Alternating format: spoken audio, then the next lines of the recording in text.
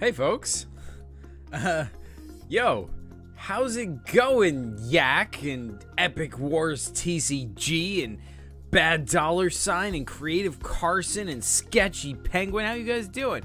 Won't be able to stay long? Oh man, unfortunate. Well, yeah, like this stream ain't super important or anything. I'm just gonna like start catching up on WAWAD. Listen, I'm like 10 days behind on WAWAD. I haven't even been reading the stories and I haven't been writing any stories. So I'm gonna try and read some stories. You know, I figured out, like, I was just gonna read them myself, but then I was like, well, if I'm gonna read them, you know, like, why not stream and read them? Creative says, does anybody else see a black screen? That's not good. Let me check.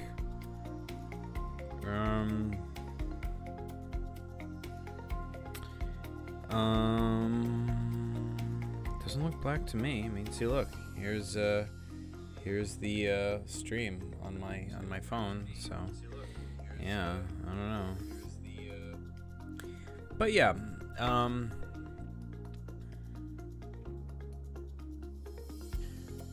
you started streaming while I was working on a WAWAD story. Oh man. Sorry to mess up your schedule. I'm actually working on a PCG video. An animation is rendering as we speak for the thing. Here's your here's your super frame 216. We're up to frame number 216. So yeah, I've been like just rendering animations all freaking day for a PCG video. So yeah. Bad Dollar Sign says perfect time for a stream because I came back from school and I'm super bored. Sweet. Yes. All right. So, yeah, this stream is gonna be boring. I'm just gonna read stuff. So yeah, let me do that. Will you ever do another PCG ranking video for new PCGs? Yeah, I will try to. Keep reminding me to do that. I'm just like right now I'm just like swamped with both PCG projects I want to do and like projects at my actual work. I'm just like feeling overwhelmed right now, so no promises in the immediate future, but you know, keep reminding me and it'll happen. We'll make it happen. Would you rather eat cake, sit on a... All right, maybe I should not read not a robot's comment. Sketchy Penguin says, "Whoa, that sounds awesome," because I watched it and it was very cool. Oh, the PCG ranking video. Oh yeah, thanks so much. Yeah, I had a lot of fun making that.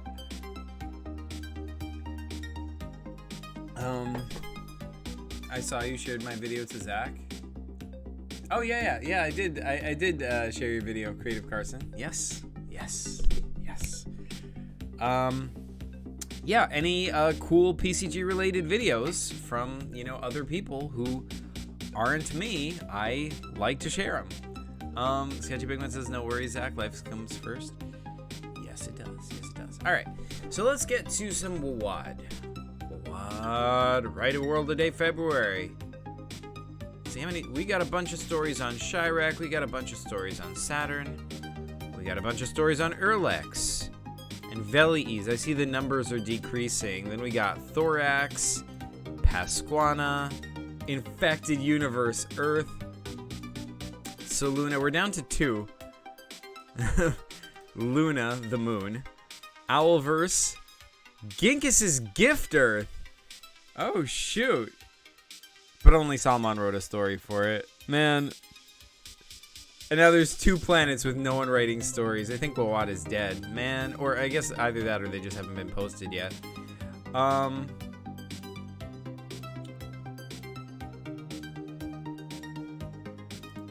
Did you know if you bite your finger it will hurt? Yes, actually, I did know that.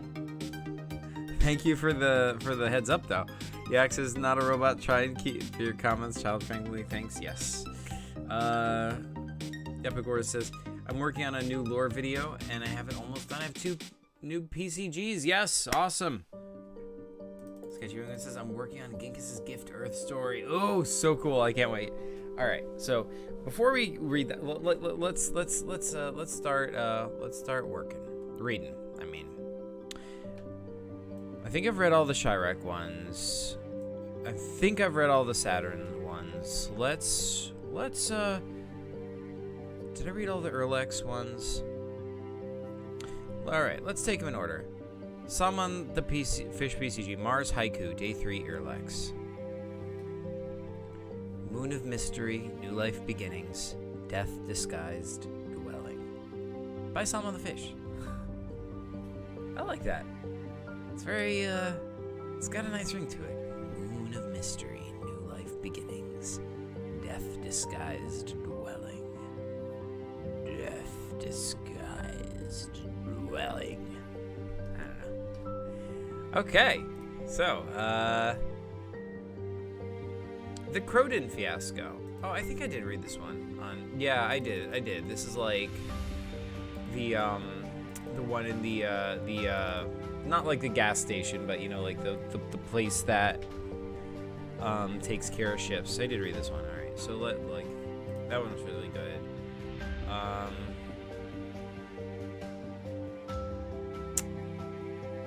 think I read that. Log number 1 Erlex.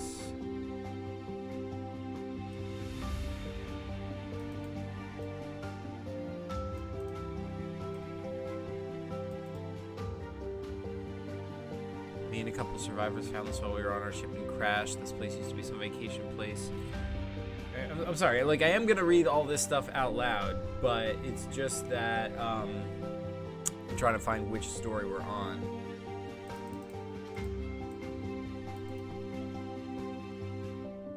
I'm pretty sure I read that. This one I wrote, so I'm confident I wrote this. Hold on.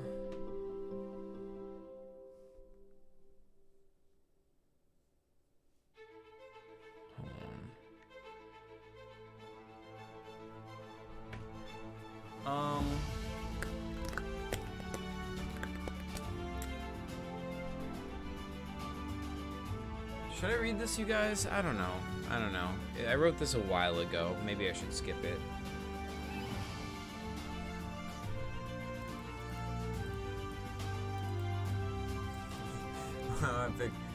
Wait. I'm going to Florida. I'll make some sea-themed PCGs. They're awesome. Sketchy Penguin says, wow, Epic, that's insane. My goal is to make a PCG console with 25 PCGs, and it'll probably take me like 5 years. Dude, that's intense.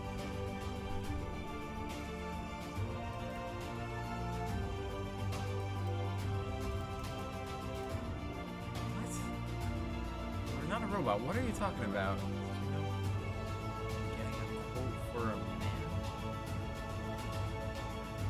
Okay.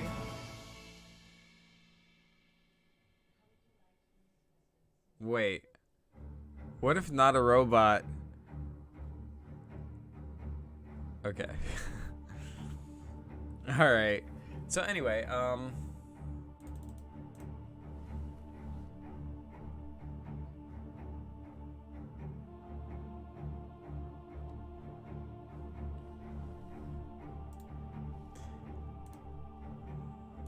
Rise to Fall. Did I read this one? I don't think so. Alright, let's read this one. Rise to Fall. John Jupiter Jr. founded Erlex City.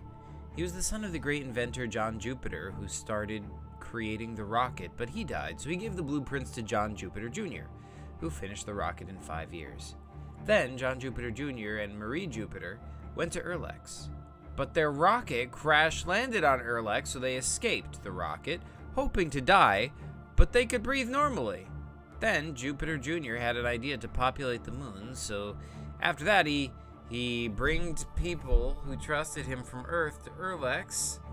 Then Jupiter Jr. and his 6 sons built old Erlex City out of wood, as they haven't mined yet. Where'd they get the wood, though? Are there trees on Erlex?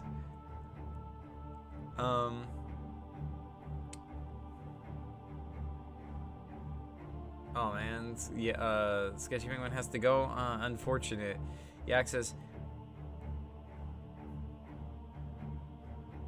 okay, yeah, fair enough. Yeah. Alright. Oh, hey, Via. welcome. How's it going? So yeah, we're just reading WAWAD stories. We're just, you know, going through all the WAWAD stories.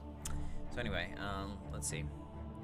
After that, the company's branch Factor X, led by Minister Spade, invaded Erlex indirectly and built Outpost X, orbiting Erlex. Then, Erlex 1004 started, so Minister Spade helped defend Erlex from aliens.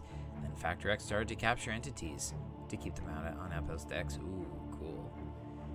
And then the teacher of class Erlex clapped at the kid for the amazing history report on Erlex. I like that nice twist there at the end. This is all a history report being given by a kid. I approve. Well done, Void Dev X1. Let's head on over to World 4 Veliz. Now, little known fact about Veliz. I'm actually in the middle of writing a story on Veliz and never finished it.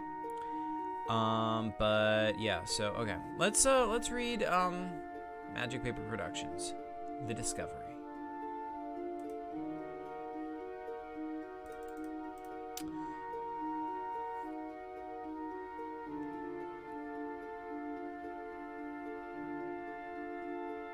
Did you know not a robot is pretty annoying? Oh man. Okay, The Discovery. Dr. Reggie, the tremors are back.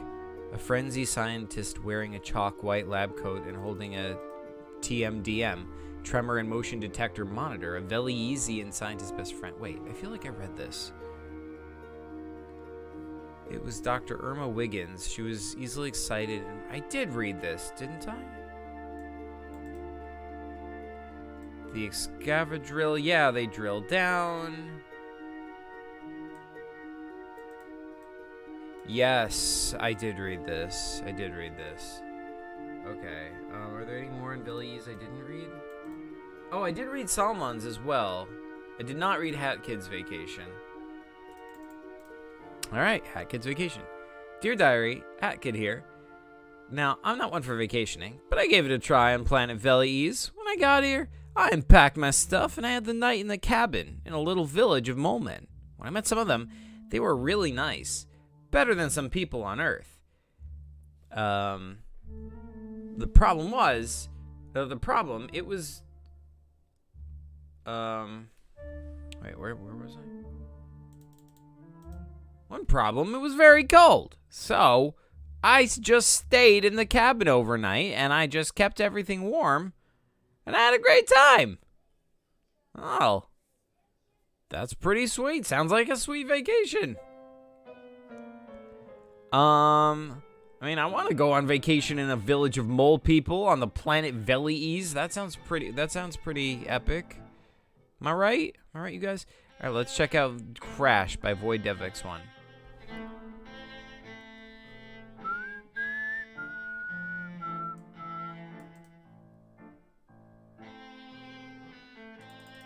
Epic Wars, this is my Saturn, well, PCG WAWAD there. It should be. Well, let's see.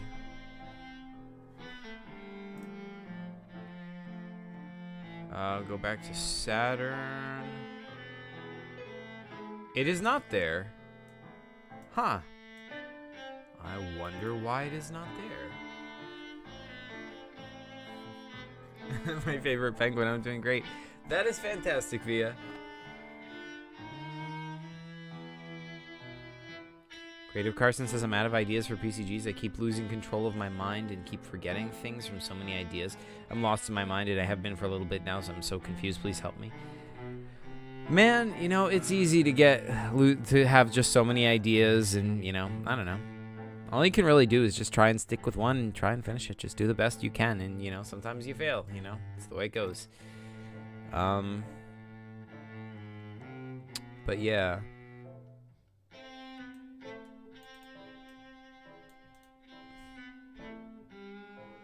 Anyway, yeah, let's read Crash by Void Dev X1. Chief was floating in space after an explosion. After saving Erlex, his oxygen was low. But he crash landed on Veliz When he woke up, he was in a city called Anthro, inhabited by humans. All the humans are shocked to see a 7'4" man fainted on the ground. One of the humans came and took Chief to their house. When Chief woke up, he was surprised. Wait, what's going on? I totally spaced out. Okay. He was floating in space after an explosion. After saving Erlex, his oxygen was low, but he crash landed on Velies. Well, that's quite a trip. When he woke up, he was in a city called Anthro, inhabited by humans. All the humans are shocked to see a 7'4" man fainted on the ground. One of the humans came and took Chief to their house. When Chief woke up, he was surprised to see he was still alive. Then he saw the human. Chief almost punched her, but she calmed and told, "I am Brianna, and I am a human." Chief cooled down and told, Where am I, Brianna?" Brianna said, "You're in Velies." Chief remembered what Velies is in high school. Chief left Brianna and went to explore Velies. To be continued in the comic Space Chronicles Crash. This takes place after the events of Space Chronicles The Resistance. Cool. So this is kind of like a little preview we got going on here. Wonder what's gonna happen when Chief explores more of Velies. Alright, so we are done with Velies, except not really, because we are definitely missing one of them, because I mean, I guess I'll put it here. I was gonna keep it private until later, but you know what the heck.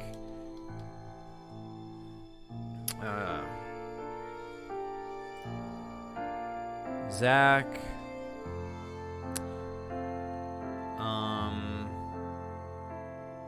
I don't remember what it's called.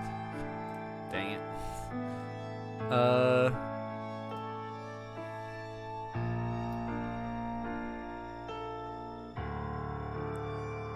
Let's see. I guess the only way is to go to recent changes.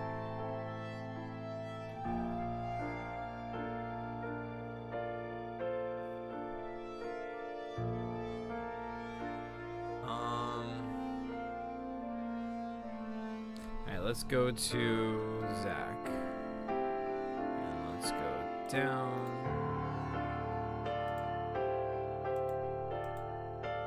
Wait, here we go. Identity of the moment. Let's take this and let us put it here.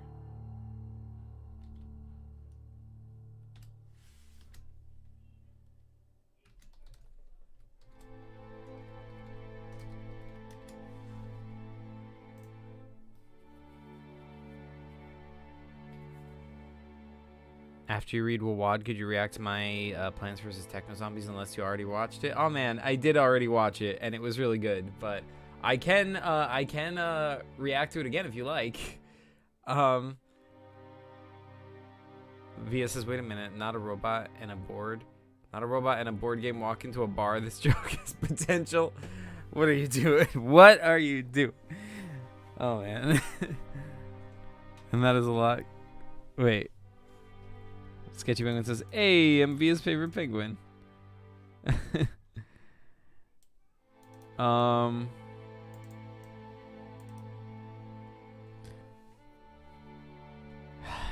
a robot.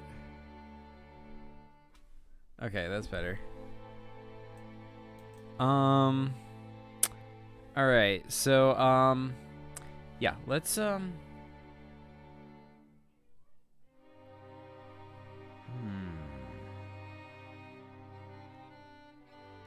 let's move on to Thorax.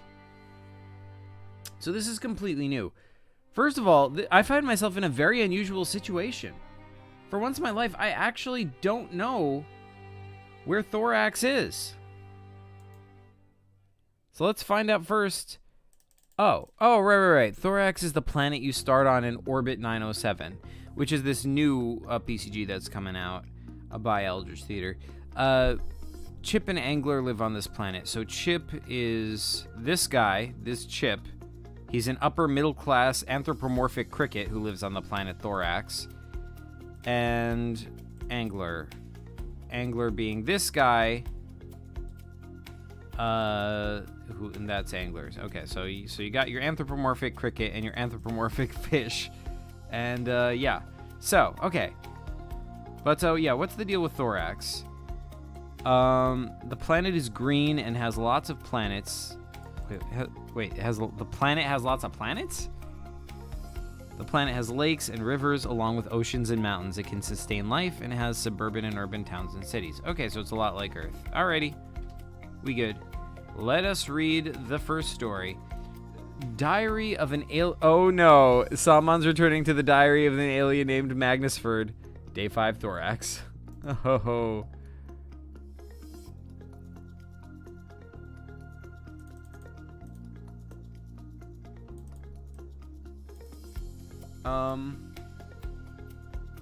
Epic War says I'm gonna go to bed in 20 minutes. If you want to react to any of my videos, you can, but no pressure. I have a lot more videos coming out soon. Oh man. Oh man, I want to react to one of your videos, but that's gonna take time, and I feel like I wanna read stories right now. I would in a bit, but you're leaving in 20 minutes, so we'll just have to do that like tomorrow. Sorry, Sketchy Penguin.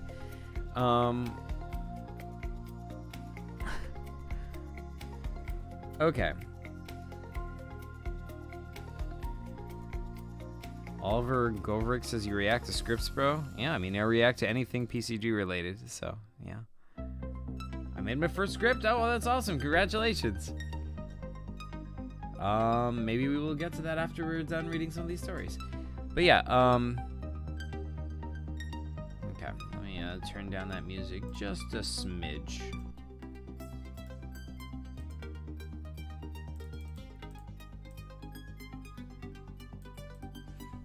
Audio recording 12522.mp3 start. Okay, I know I'm not writing in my diary right now, but I hope recording audio on my holophone works in dreams and will come back with me. Well, granted, they're obviously not freaking dreams, Dad. I mean, I should have just known this from the start. Maybe I'm the idiot. Is that what you want me to learn from all this? Is that why the Big Five told us that we'd have these oh-so-special things called dreams when we grew up? They just knew idiots like me and you would follow along blindly, unknowingly, or knowingly. Yeah, Dad. Should I call you Big One? Did you really think that this dream stuff would work in your favor? Like, where do you even get an idea like this from? Well, anyways, Big One, before I wake up, I just had to let all this out. And how do I know all this, you ask? Well, a huge cricket told me. What's up, Big One? Yeah, this is Chip. You guys are crazy. I'm glad I ran into Magnusford, and yes, I told him everything. How do you know all this, you ask? Well, the mole man told me. Wait, what? Hey, yo, this is Calico. I can't believe such a terrible thing is happening on Flibadurb. Yeah, I heard the whole story of the Big Five from my cousin who lives over on Valley Ease. Oh, and where did he hear it from? Well, he isn't here, so you're gonna have to take my word for this. But he heard it from a messenger from the surface, who heard it from a Triptosian from Chirac, who's apparently been investigating after your little Magnus Verdier showed up in front of him so suddenly and blurted out random stuff about dreams. Turns out, it was all prophecy. Yeah, that's right. After Magnusford disappeared, the Triptosian asked a deep-sea creature who was apparently a seer. Yeah? Okay, never mind. Who could see all the events in the universe. Wait, the Triptosian asked a deep-sea creature who was apparently a seer who could see all the events in the universe, and he got his answer, which is exactly how we know everything about your little scheme, Big One. Audio recording end. Audio recording start. Dad, I mean Big One, I'm back from my last dream, and I'm currently on the run, if you haven't figured that much out already. I plan to expose your whole operation. This is the last you'll be hearing from me. Audio recording end. Damn it! Big One yelled while slamming his fists onto the table. Dude, what is going on with these Big Ones and Big Fives? Oh, I guess if we click on them, we get explanations. Big One is the father of Magnus Ferd Floppy Doodle and the leader of the Big Five institution.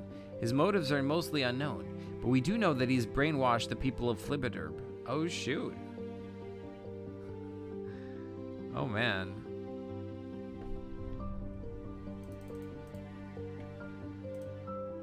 And Magnus Ferd Floppy Doodle. Oh, man.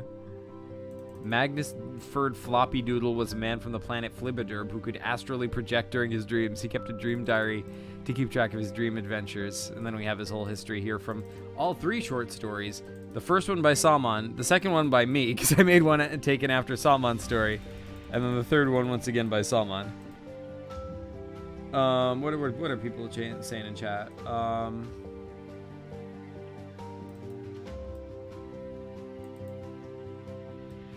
gonna go. All right, see you later. Thanks for joining, Creative Carson. Via says delicious. Sketchy Penguin says, man, that was cruel. Wait, what'd she do? Via says, how? The yak does not suffer. Someone milks it and makes it butter. The yak keeps alive. What? What is going on? Yak says, I cannot believe you could be so insensitive, Via. My yak brethren are being used for the creation of butter. What is going on?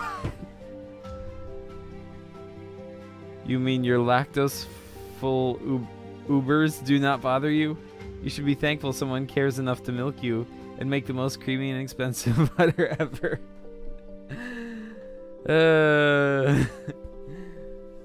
Yak politics. So what is this Big Five institution? The Big Five is an institution on the planet Flibberderb. It consists of 5 people, each named by a number 1 through 5. Is that really an institution if there's only 5 people in it? I guess it could be. The Big Five were exposed by outside sources who told everything about their institution to Magnus Ferd Floppy Doodle. The sources said that Big Five brainwashed the people of Flibberderb into believing that their dreams are something that happens when one becomes an adult. Fascinating.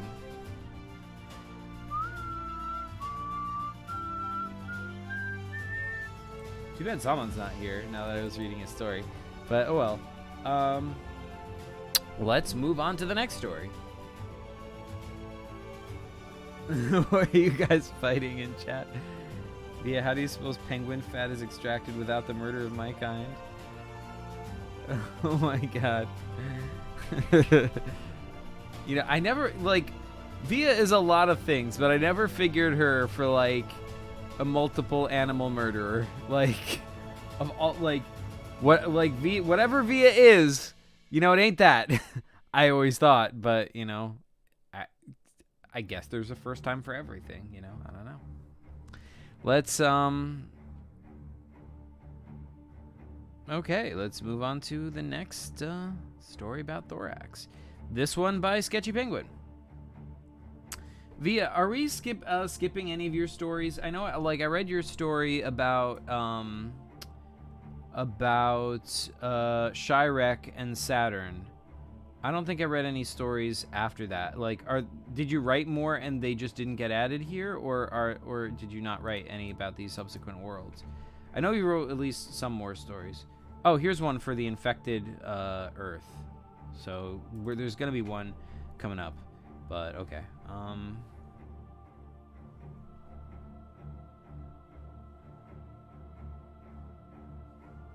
Put you on a diet, make you sweat, and pick up the sweat from your small forehead. Wow, Via. Wow. The Axis murderer. Via says, I'm not that. I said, put you in a diet. Sketchy Penguin says, what if I don't want to be put on a diet? Seriously. Okay, let's move on to the next Thorax story by Sketchy Penguin. Enjoying the simple things. I will make this bigger so you can read along with me, you people. Okay. People and animals, or whatever you guys are.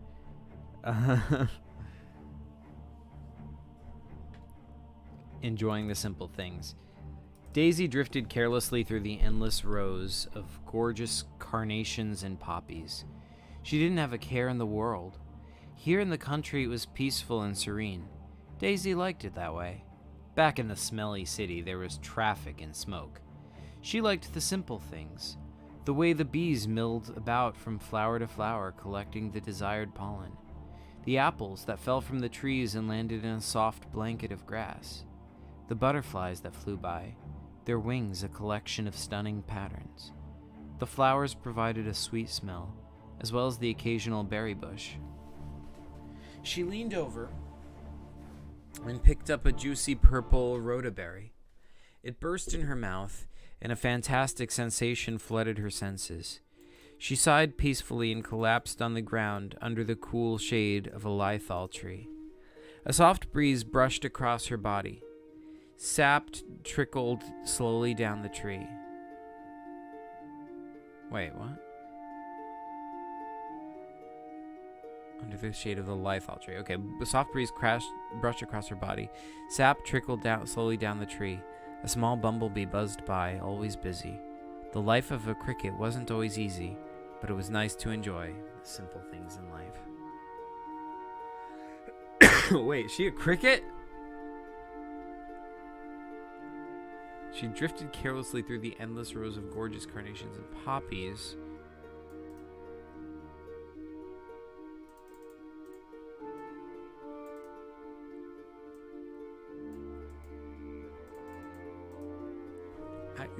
So wait, is she a cricket? Sketchy Penguin says this story is completely unrelated to the planet. Yeah, I mean, yeah, this could be Earth. It could be anywhere, I guess. But because it was made for the planet, I guess it takes place on the planet. You know, so. Via says, Zach, you've skipped most of my stories. You only read one so far. They are long. Really? Which other stories? Which planets have you made stories for, Via? She's a cricket from the planet of Thorax. Because, like, I mean, if they're not here on the wiki, I'll go find them on the Discord. Aha, so she is a cricket from the planet of Thorax. All right, sweet. God, it sucks to not be wikiing these things, but okay. Let's read Oceans of Thorax by Void Dev X1. All right. Jacular was a small little fish. He lived a normal fish life. Eat, sleep, repeat. Then one day, his friend named Crocum had an idea of exploring the depths of the oceans of Thorax. Jacular had stories of big sea creatures like the mythical Kraken of Thorax. Crocum told, if you want to come, and if you want to come. You have no choice, my friend, he said. Jacular said, okay, I will join you on your adventure through the oceans. It's kind of hard to read since there's no punctuation. I mean, it's cool what's happening, but it's like, because there's like no periods, like I kind of have to guess where the sentence is supposed to end. But like, Yak says Zach just broke my eardrums. Oh, I did. I'm sorry. I'll try to be more careful with Yak eardrums in the future.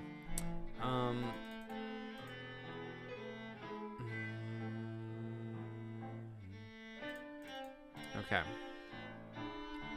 They started the journey by going to the ocean and going straight down. In a few hundred meters, they saw lanternfishes of Thorax. Then, in a few thousand meters, they saw big, deep sharks. They swam away as quickly as possible to the Thoraxian trench. Then, in a few million meters, they saw Kraken. So, they went deeper to billion meters. Still, they haven't reached the end. Then, after a few quintillion meters, they appeared on the other side of Thorax. How big is that? I mean, that's giving me an actual measurement of the planet Thorax. So I need to figure out exactly how big that is compared to the Earth. How big is the Earth? Earth diameter.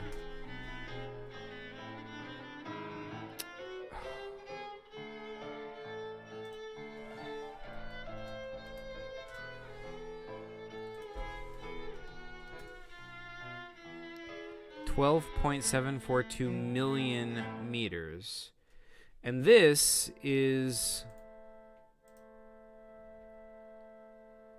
a few quintillion meters.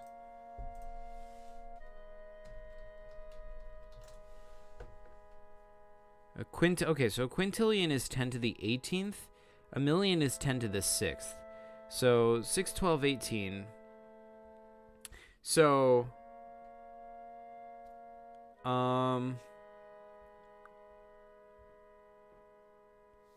okay. So it's a million times a million times a million meters is a quintillion. Okay, so all right.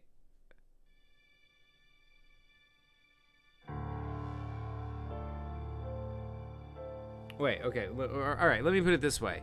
10 to the 18th divided by 10 to the 6th, and you get 10 to the 12th, I believe. So, in other words, the planet Thorax, based on this, is 1,000,000,000,000 times the size of the Earth. Well, at least it's 1,000,000,000,000 times the diameter of the Earth. That is pretty big. 1,000,000,000,000 times. That's like the size of some really big stars. I mean, like that's like way bigger than the sun. I mean, the sun is big enough you could put the whole Earth inside of it 1,000,000 times. But like, that's just like its total volume. Its diameter is smaller than that. This is enormous. This is like, dude, this is like the size of our freaking solar system, I think. Like, diameter of solar system. Solar system of a diameter of 287.46 billion kilometers, and that's 1,000. So, so it's 287 billion. 1,000 billion is 1,000,000,000,000. So this is 287.46 trillion meters across, which is still 1,000,000 times. No, like it's like a few 100,000 like meters smaller than the planet Thorax. The planet Thorax, you guys, is bigger than our entire solar system. That is how big the planet Thorax is, according to this story.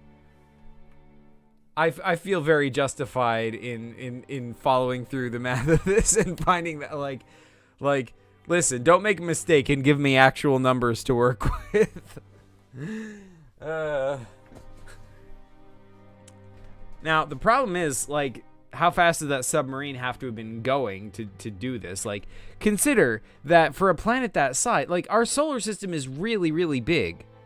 And to give you a sense of how big it is, we sent out these two spacecraft, Voyager 1 and Voyager 2. They've been traveling for about 40 years. We launched them out into space. They've been trying to leave the solar system for 40 years. And traveling faster than the fastest supersonic jet here on Earth for all that time without stopping. And in all that time, they did not make it outside of our solar system. So think about how fast this sub has to have been going to get all the way through from one side to the other of the planet Thorax, even though the planet is bigger than our entire solar system. Well, either way, I mean, think about how fast it was going, or think about how long this trip took. There's some story potential here when we think these numbers out. All right, let's see what chat is saying.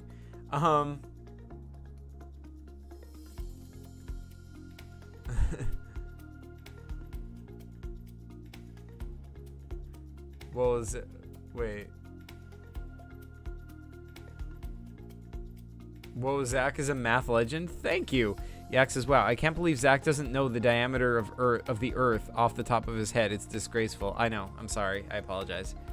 I am failing at my job. Via says, look, if anything, we'll be helping the penguin community. Thousands of penguins can contribute their unfertilized eggs. We sell them, and you'll be in charge of cage. What is going on? What is going on, you guys? Sketchy Penguin says, I'd have to think it through. Via says, same with Yak. He'll be in charge of failed treatment of yaks, and we'll have them raised in farms. Okay, this is all right. This is sounding like a decent business proposal. Yak says, wow, Zach does. Oh, yeah, I said that. Sketchy Penguin says, can you play your PCG shorts, or are they more just interactive stories? Yeah, you can play them. The minis, you mean, like the one? Yeah. They are playable.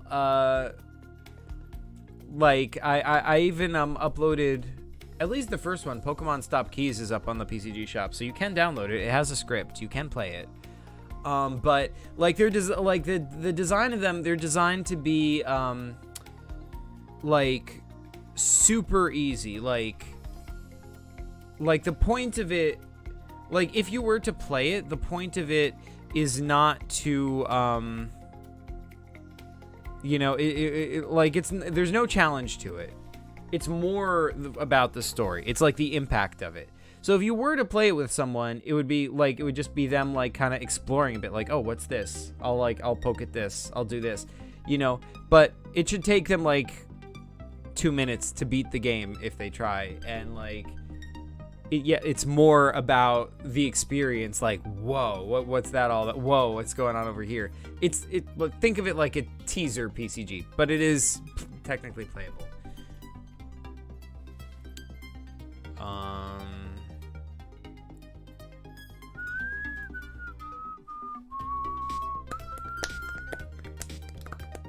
I just added the wiki article for the new one, Star Wars: The Book of Ending, which we have good old Grogu over here.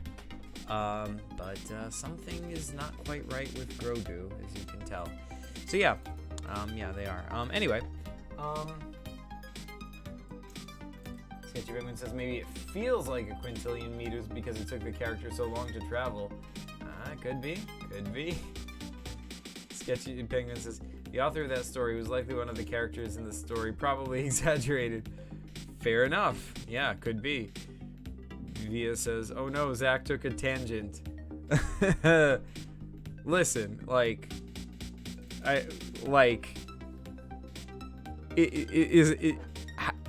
I'm not seeing a problem.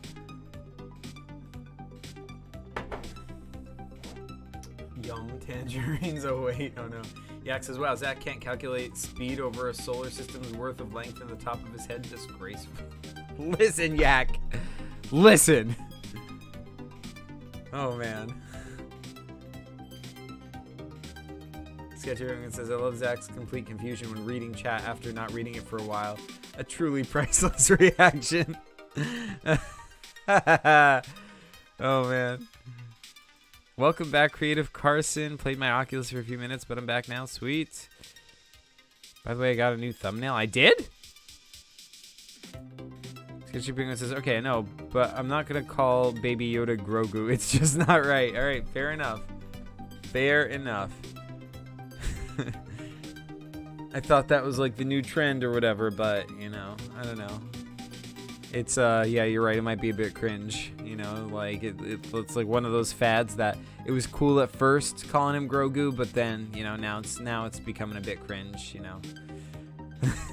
You know, it's like, all right, you guys, jig's up. Let's call him by his actual name, Baby Yoda. But yeah, all right.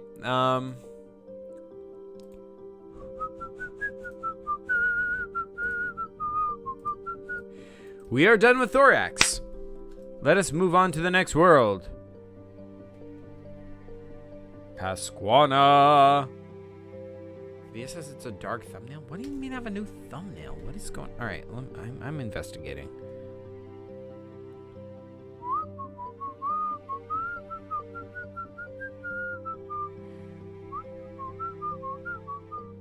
Looks like the same thumbnail to me. Look, it's what? here. See, it's the book club thing, right? Yeah, I don't know what's going on.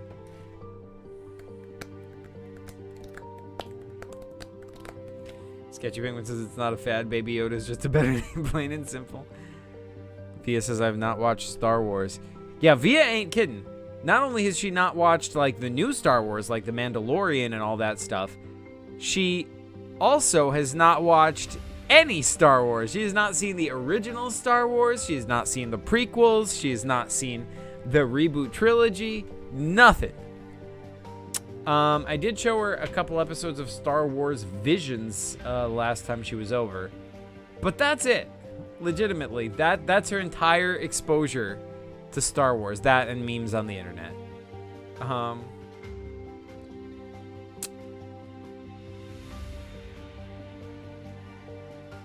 Sketchy Penguin says, fun fact, my story for Thorax is my first WAWAD story that doesn't involve a single death.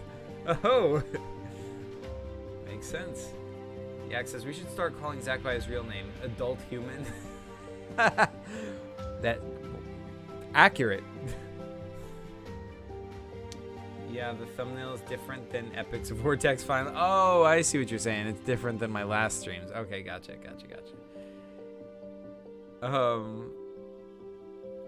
Via, shame on you. That's insane, Via. I know, right? I cannot be your business partner because of this. Oh, man. Oh, no. No, Via. Oh. Listen, you guys.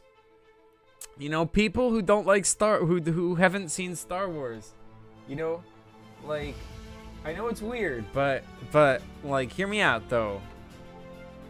It's actually okay. They're not that bad. They're like, you know, pretty chill people, you know. Like, you know, it's the Axism. Sketchy Penguin says I couldn't get into Star Wars Visions. I don't know why. Yeah, I don't know. Yeah, I don't know. Fair enough. Like, I haven't gotten super into it either. I just checked out a couple episodes, and Via happened to be around when I did. So, Sketchy Penguin says, oh yeah, Yak says I'm honestly impressed that you've gotten this far without having watched anything Star Wars. Yeah, seriously, that is impressive. Sketchy Penguin says, yeah, you really have to try to avoid Star Wars at this point. Seriously. Yak says I'm officially sold on your business proposition. Awesome. Oh, hey, Dungeon Tunes, how's it going? 12:04. I should probably be asleep, but sleep is for losers. Yeah, that's right. Urgh. All right, so let's read the next story. So first of all, this next story takes place on the planet Pasquana. So before we investigate this story, let us investigate the planet Pasquana, and for some background and find out what this planet is, because I honestly do not know. Oh wait, that's right. Pasquana is a planet. It is unclear where it is in the PCG universe, but it's likely in the far reaches, as it uses very primitive technology. The planet is known for its academies that teach aspiring young boxers. Oh yeah, that's right. Ronan the Academy of Horon and Joel the Wandering Gnome. The planet's biggest and most prestigious academy is called Academy of Horon, and it was founded by Horon. The planet's surface is made up of soft, squishy purple grass. The planet's name and idea was coined by Magic Paper Productions, who based the paper game and PCG planet off a card in his trading card game, Cosmic Warfare. That is awesome. Well, then you should make a article about that trading card game on the PCG Wiki, Sketchy Penguin, because I mean, if a card in it, is now part of the PCG universe, I feel like it has become relevant to the PCG Wiki. Sketchy Penguin says Pasquana is featured in one of my old paper games and one of my trading card games from many years ago. That's awesome. Yeah, I love that. Like, it was in a trading card game, then it's in a paper game, Ronan Academy of Horon, from before you discovered PCGs, and then it went into a spin-off, Joel the Wandering Gnome, which is a paper computer game set in the PCG universe. So, like, this universe, or this story that started before you had even knew about the PCG universe, is now part of the PCG universe. I think that is really cool. I don't know what about that I like. Via says I'm falling asleep in it. Oh shoot, Via's British. Via British confirmed. Via British confirmed, you guys. Yak says Via fight the urge. Yes. Via says Zach eating popcorn. Yeah, popcorn is tasty. All right. So now that we know what Pasquana is, let us read the story. The final countdown, day 6. The final countdown. All right. And wait, who's this by? Oh, it's Sam on the Fish PCG. Okay. Academy away boxing match, final round. Round 6. The two opponents are in their individual corners resting, watching the 1-minute timer count down. In one corner, there's the opponent, Tyke Myson, All-Star Academy champion for 3 years in a row. This is his school's boxing ring, so he feels right at home. In the opposite corner is Larus B, Academy senior, record 36-13. Larus's coach, slapping Roos on his back. You got this, kiddo. Right now, there's nobody that can tell you to win but yourself. The timer's almost out. Stand up and get yourself out there. LaRouse stands up, staggered and battered from the previous 5 rounds, but still feeling more stronger than he's ever felt before. The last 4 years of his life have been so fun, and this match would be the last match he would have at the academy. By the way, guys, did anybody like tag PCG notifs group in the Discord for this? Because like if Salman exists, he should be here for this. But you know, just saying. Creative Carson says, Zach, I made a new game yesterday. It's called Good Man Shoot Again. And this morning I played it with my brother. It's like the first actual PCG I've played with someone other than a paper game. That's awesome, Creative Carson. How'd it go? Sketchy Penguin says, what if there was Pogan Law? Oh no. Via says it won't jump. That involves me moving and I'm comfortable not moving. Wait, what? Jump? Wait, what? I did indeed ping PCG notice. Oh, okay. All right. So I guess they're not around. Thanks for doing that, Sketchy Penguin. But yeah, okay. So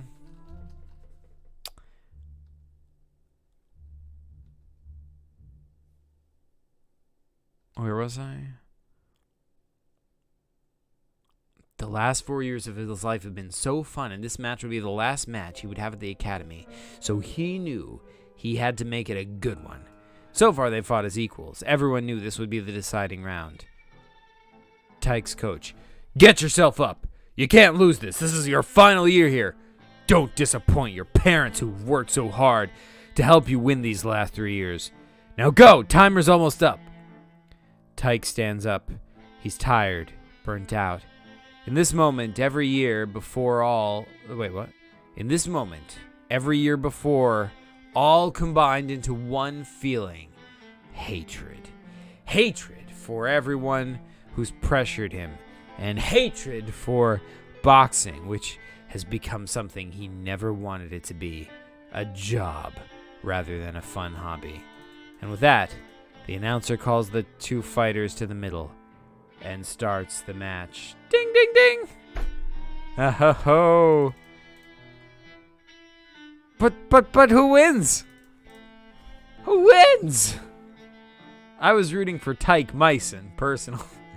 Although LaRouse B is pretty cool too, but I have to go with Tyke Myson just on account of his name is easier to say. So, or to pronounce. Via says, Rak Xizletny. I want to meet that guy. Oh no, Via, no. Yax's sensibility has no place in the world of PCGs. True dat. Nosrak Eveturk. Yax says Rak Zitelny. I think that's how it would be pronounced. Sketchy Penguin says, Petchy Skengwin is officially going to be a character in one of my PCGs. It just sounds like a crazy PCG character that would exist. Accurate, yes. 100%. Okay, so now we have one more story set on planet Pasquana. Let us read it. Vamos a leerlo. The trial story. Okay. Life as an aspiring boxer was no walk in the park. Wait, we're doing boxing again? I guess that's just because, like, a Ronin Academy of Horon. It took patience, practice, and determination. Traits most ordinary younglings didn't possess. Younglings? Is this like... Like, I hear youngling, I think Jedi. That's what I think of. But I guess Star Wars probably didn't make up the term. But okay, anyway, Gak Yames. Yes, Gak Yames. Okay. A young boy named Ronin we're meeting Ronin. A young boy named Ronin decided to embark on a journey that tested those abilities. That is a tale for another day, though. It wasn't a straight path to the top, rather, there were many distractions that wrought his journey. Ronin! Hey, Wurgrat, wake up! Ronin awoke to 3 boys stripping his blankets off him. It was Malkron, Dimmy, and Kobo, the Academy bullies. They particularly harassed Ronin all day during school. Ronin had grown used to it and took their tormenting quite well. At the Academy of Horon, students were divided amongst 3 teachers, each approaching boxing in a different manner, and all ancestors of the 3 founders, Wise Horon, Wicked Horicon, and Impartial Jasperim. Sketchy Penguin says the Academy of Horon is very much like the Jedi Council. It was a subconscious decision. Makes sense. Yak says, nope, youngling is a term exclusively said in the Star Wars franchise. Zach, read this backwards text.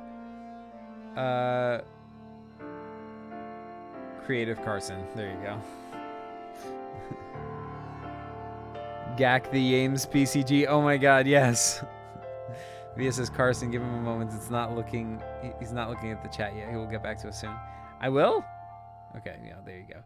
Sketchy Ring says, my biggest inspiration for the Academy of Horon was Harry Potter and Star Wars. Oh, cool.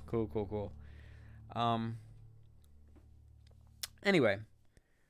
Okay, so wait. The students were divided among 3 teachers, each approaching boxing in a different manner, and all ancestors of the 3... Okay, so the teachers are the... ancestors? Descendants, right? Because an ancestor is like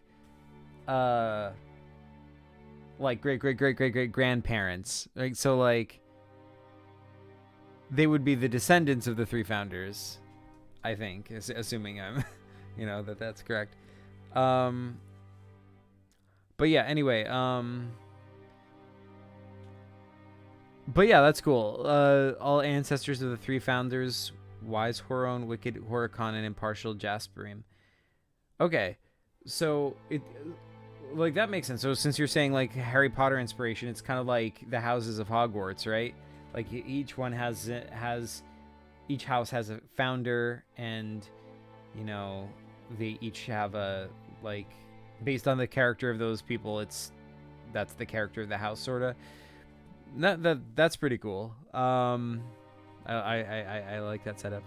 Anyway, Wise Horon, Wicked Horicon, and Impartial Jasperim. So we got good guy, bad guy, and neutral guy. All right. Ronin was selected to be trained by Master Nuko, the head of the school and the teacher of Horon. So, good guy. Malkron and his group were naturally selected by Master Persigius, a trainer who specialized in teaching unruly people to become disciplined boxers. The third, an ancestor of Jasperim, was Mistress Relgrim, who taught the fewest students. Sketchy Penguin says, oh yeah, descendants, my bad. No worries. I think it's like that's like such a common thing that people do that it's starting to get picked up. Like I think like give it another like 50 years and that'll just be the way, like those 2 words will have switched meanings or something, because like that's how evolution, like language evolution goes. Like the original meanings of words are just forgotten over time as more and more people make mistakes until it becomes the new way it's said. And, that's not a bad thing, that it's healthy for a language to evolve and change over time. But it sure is weird when you're in the middle of it, and you feel like there's a way things are said, but that's not really true. People just say what they say, and Anyway, pepperoni, pizza. Sandwiches. Sounds tasty. All right. Children, behave. An imposing voice echoes from the doorway. Everyone looked up. There was no one. They looked down. A slight man who had to be ancient stood menacingly, clothed in plain robes. This was Master Nuko. At times, he could be very harsh. Mr. Malkron, Dimmy, Kobo, return to your quarters. Ronan, I wish to have a word with you. Walk with me. With that, Nuko turned and strode briskly down the hallway. Master, have I done something wrong? On the contrary, my dear Ronan, things could not be better. You have aced your boxing test. What concerns me is your aptitude to make adversaries. If it was not for your master, I would think you were doing it on purpose. Master, I only wish to graduate and pursue my dream of becoming a jade boxer. The bully... Okay, this music is distracting me.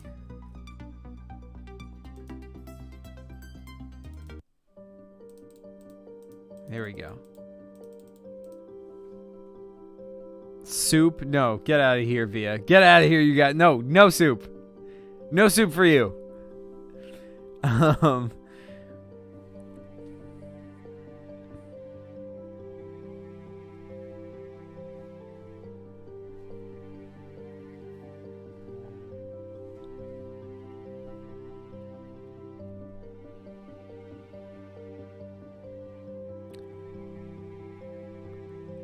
The bullies have no effect on me. Maybe that is why I am their target. I am aware of what you wish to become. However, part of becoming a true boxer is standing up for yourself. In your life, you will face many foes, and you must be prepared to fight. Many don't see that until it's too late. Be wise, young Ronin. Master Nuko disappeared into a room on the right that Ronan hadn't noticed until now.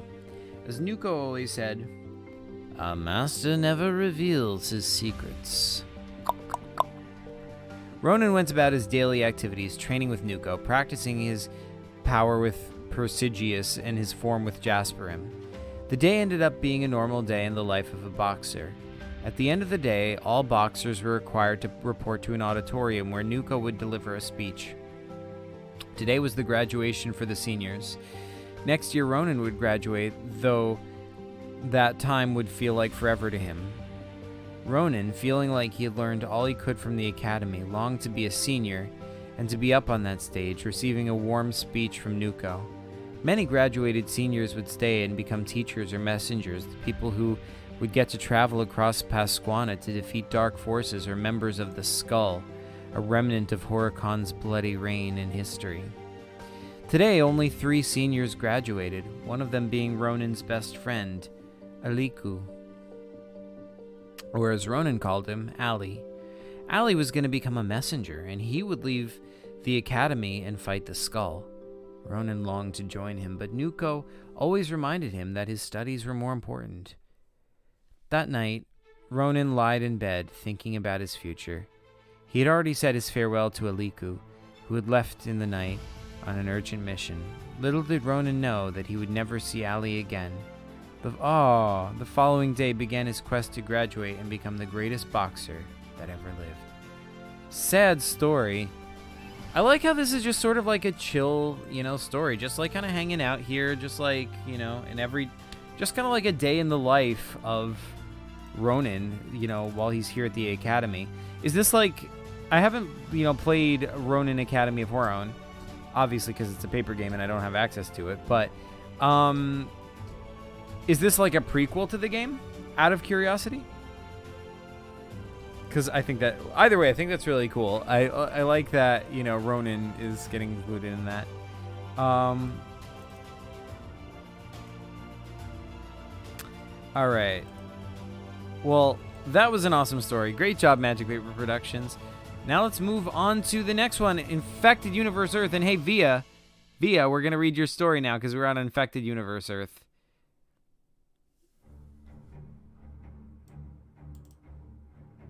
So first, let's get a chance. Let's check out what the Infected Universe is. So the Infected Universe is a universe in the multiverse in which the Earth experienced a zombie outbreak. In addition to the normal outbreak, there was an outbreak of cybernetic techno-zombies. There are also sentient plants created by Dr. Meristem. So yeah, it's just another Earth. It's another Earth where there's zombies, but not just regular zombies, but also techno-zombies. And that's the Infected Universe. Okay, so let's dive into some of these stories. Yeah, because I could honestly go for some good tomato soup right about now. Like, I would agree with you, except for the part where it's soup. So, you know, that is the part that I cannot, you know, get behind. All right, so, normal zombie, day 7.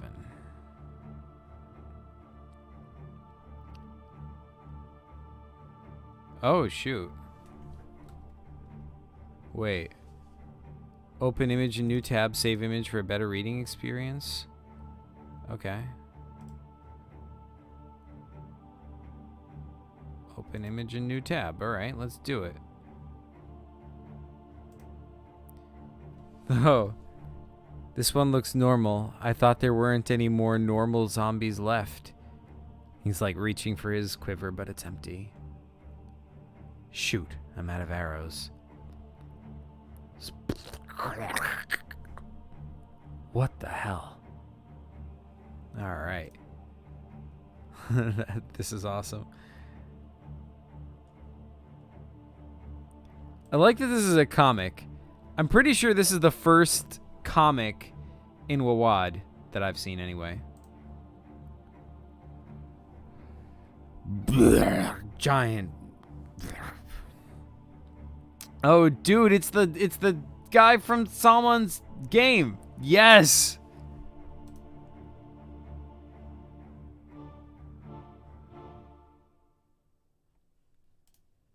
Oh man, and it just ends there, but that is super cool. Oh man, I love it. Great job, Salman, who is not watching. Okay, so yeah, let's move on to the next story, which is Aftermath by Magic Paper Productions, aka Sketchy Penguin.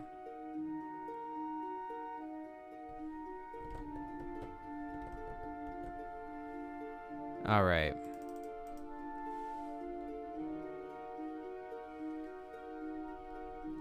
Aftermath. Analyzing data. 0.0003% remain. Ulysses choked on his coffee. 0.0003% of the world's population was left. The techno-zombie problem had become significantly worse since he had last scanned. Something had to be done.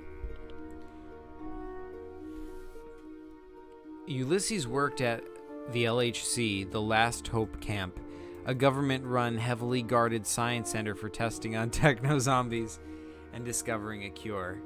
It was half an hour out of Lore, which meant Ulysses. So for those not in the know, Lore is the main city where most of the techno-zombies games take place. It was half an hour out of Lore, which meant Ulysses had a long commute every day to return to his wife and child. He had begged the government to allow his family to live there, but they denied his request, what with having, to spend all their time and resources into developing a cure. So, Ulysses left his wife and child every day to find a cure for this awful mutation, leaving them weapons to fight. He hated doing it, but he felt that if he could discover a cure, this would all be over, and they could go back to living their normal lives. The curtain shifted, and in walked Dr. Marcus, a hulking man with a missing arm, a result of being bitten by a techno-zombie and needing his arm cut off so he wouldn't be infected. The results are in. The test is 12% effective, Marcus said dejectedly. Damn it! Ulysses and Marcus had been working on a cure that had seemed promising at the time, but the results had said otherwise. Now they had much more work to do. Where do we go from here? Marcus asked. He was a techno-zombie survivor himself, having lost his parents to the zombies. I don't know. Ulysses sat down, defeated. This cure had been 2 years in the making. They had thought of everything. Was it possible these zombies were invincible? No. Ulysses brushed that thought out of his mind. Everything he did was for his wife and son, and he wasn't going to let them down. There had to be a solution. The techno-zombie plague had been around for 17 awful years, while the zombie plague had been around for 26. All who lived behind the walls of LHC were safe. Any beyond were left to fend for themselves. Only under 600 of the 20,000 remaining people lived in the LHC. Every day, more had succumbed to the zombies, some dying while fending them off, others tired of always running and giving themselves up to the zombies. Ulysses wondered when they would get his family. Well, I have a family to look after. I have to return home, Ulysses said. So sorry about the results. I'll look into it some more tomorrow. He tried to hide his despair. Stay safe. Oh man, stay safe. Hashtag relatable. My God. Ulysses put on his jacket and walked outside the tent. The sun was setting. The sky was red and pink, but broken buildings blocked his view. I don't know why I render this, like, these O's as... but I do. Oh, thanks for joining Creative Carson. Wait, what's going on in chat? Is anything going on in chat? Via says Zach has not read my story. Yak and Penguin go. Via, I'm about to read your story. That's the next one. Where are you going? Get back here.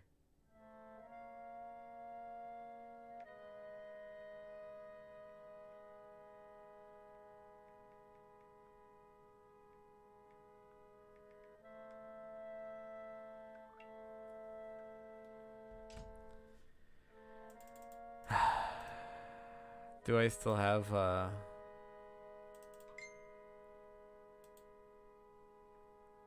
Man, is everybody gone? I guess it is getting late.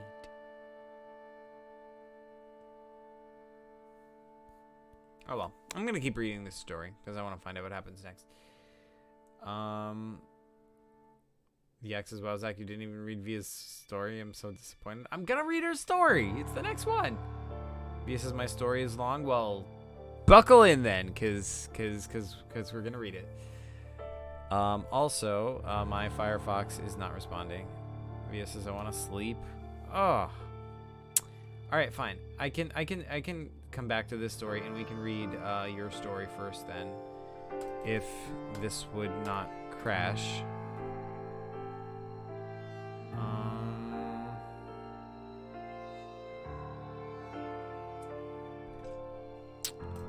Come on.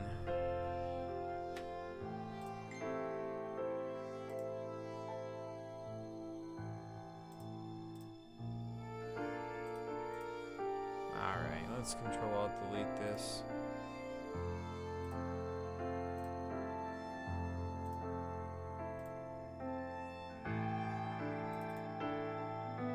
Wait, no, not Blender. Die. Ah, get out of my face. Okay,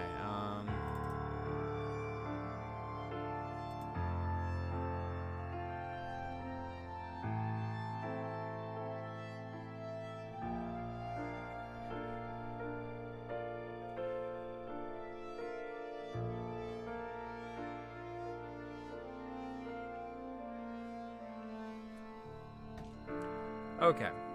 So, well, yeah, let's I'll finish this, oh wait. Story isn't much longer, but since Via's about to go to sleep, let's read her story first.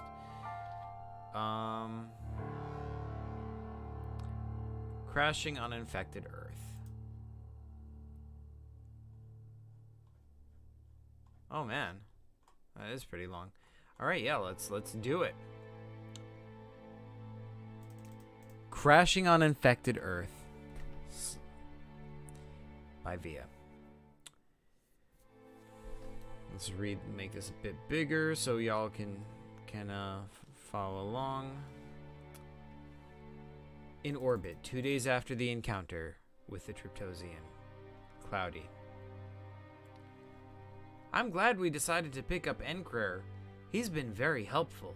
Without him, we would have been stuck in the water and wouldn't have visited Erlax, Velies, Thorax, and Pasquana. Wait. I feel like I'm missing some stuff here. I don't remember reading the stories from Thorax and Pasquana. Well, whatever. Like, I can't do anything about that right now. I just have to read this. Okay.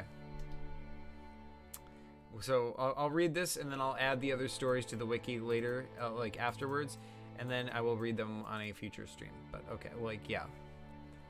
To deliver the dust of the Poyencio. Shh. Anything here could be picked up by signals.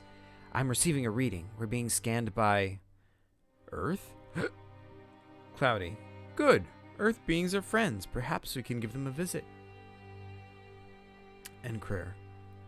Did I heard visiting Earth? Let me see that signal. Checks parameters. I might need to check this in astrophysics.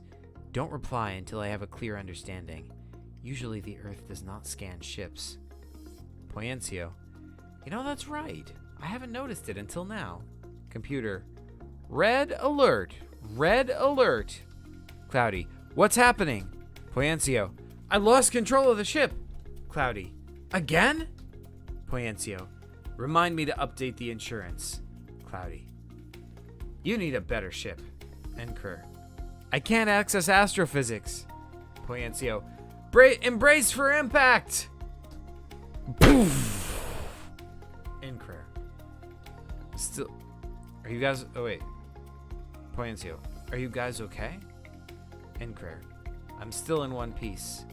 All tentacles attached. Cloudy. You see that wet spot on the floor? I made rain. Ew! Ew! Via! Via! No! No! You do not get away with that just because he's a cloud. Bad, Via. Bad. Oh, man. He wet the floor. Oh, man. Okay. Poyencio says, I think we have more serious problems than your rain cloud. Look. Points at the windshield on 200 feet. You can see weird TV heads with bodies walking toward the ship. They seem angry and hungry. Encrer. Oh no. Are we in the Encrer and Poyencio at the same time? Infected universe Earth. Poyencio. Quick everyone, to your stations. We need to lift off now. Cloudy. Why? Aren't they friends? Encrer. Those aren't things you want to be friends with. Those are techno zombies. Poyencio. That might drain the ship and make us stay here, and then we become like them. I don't want to be a zombie, neither a techno zombie. Encrer. We have a problem. The ship is still not responding. Poyencio. They must still have control over it, and I don't know how to get it back. Cloudy. Aren't they made of electronics? Encrer. Yes. Cloudy. I have an idea. I will go outside. Poyencio. No, that's too dangerous. Cloudy. Listen, if I go, I can rain over them, and the rain will cause them to rust, or maybe even have a short circuit, and that can help us regain control of the ship, so we can lift off again. Encrer. Cloudy, you smiling weirdo, you are a genius. Poyencio. Fine, take care, good friend. Don't let them infect you with their virus. Can clouds be infected with a techno-zombie virus for humans? I mean, I have questions about the biology of this situation. Like, I don't even know where to start. Like, can clouds catch viruses? I mean, I guess he has to have some kind of biology. He's not magic. He is a biological organism, even if he is cloudy. So I guess it's not inconceivable the same virus could affect him. But what about the technology? How are all the technological implants going to hold on to him? Wouldn't they just fall off of his cloud? I'm very confused. Okay,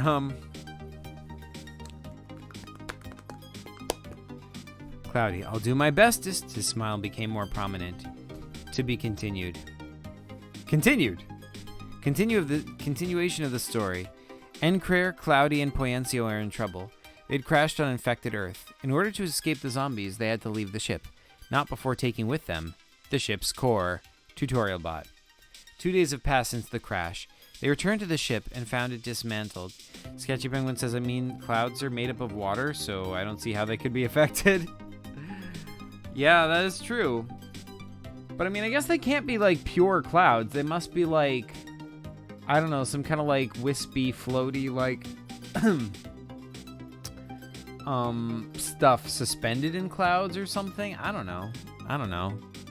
And if I were to think about, like, if this were to actually exist, like a Cloudian, you know, I don't know. Anyway, let's proceed.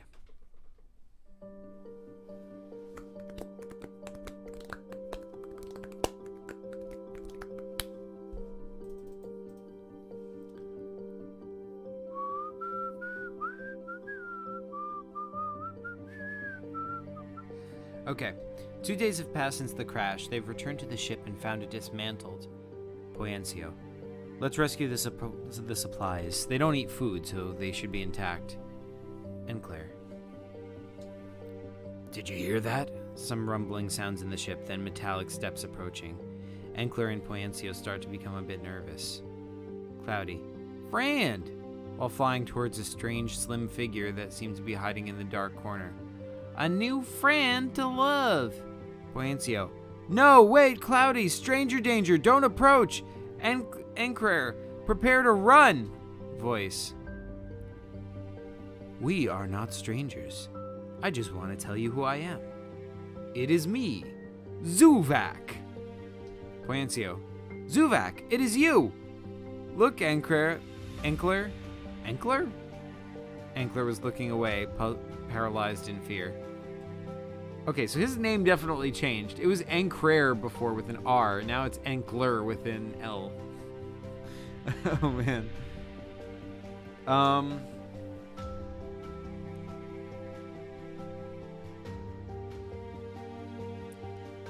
Enclair, turn around. He's not going to hurt you. Enclair. You two know each other? What a relief. You had no idea how I'm feeling. I wanted to cry. Cloudy. I'm feeling hungry. Do we have some dessert? Poyencio. I've never understood how you are always hungry. Enclair. Come on, Cloudy. I'm going to make you a sandwich. Pretty sure you guys... Via says, oops, typo. Yeah, it happens to the best of us. Enclair says... Come on, Cloudy. I'm going to make you a sandwich. Pretty sure you guys have a lot to catch up. Zuvak says... Poyencio, my friend, I'm never gonna let you down. I'm sorry I scared you. I was hoping you wouldn't be any other piece of flesh starving for metal or me. Poyencio. As far as I can tell, the ship is totaled. I rescued the important things and need transportation. Do you know of any way to get around in these parts? Zuvak. We know each other for so long, you don't have to be so formal, you know. But I think I can help you. It's been a while since we don't talk, but I'm never gonna give you up, or at least... Why is Zuvak rickrolling everybody? Never gonna let you down, never gonna give you up. What is Zuvak doing? Oh.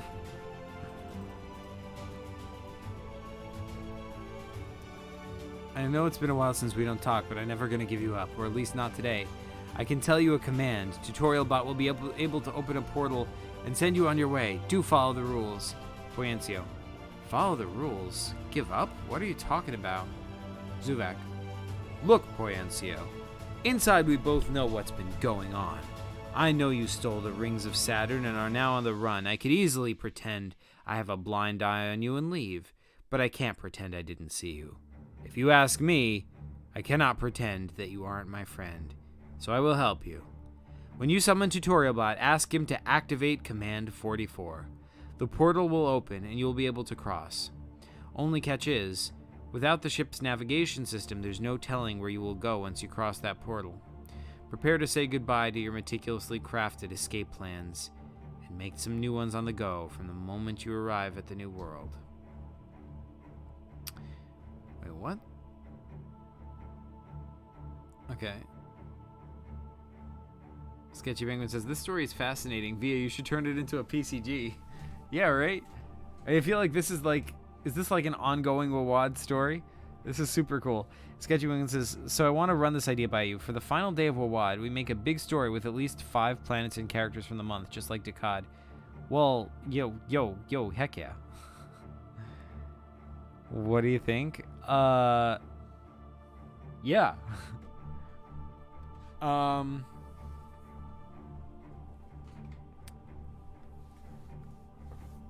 There is a chance that you end up back in Saturn or in a planet they're looking for you, like in Luna or in Saluna.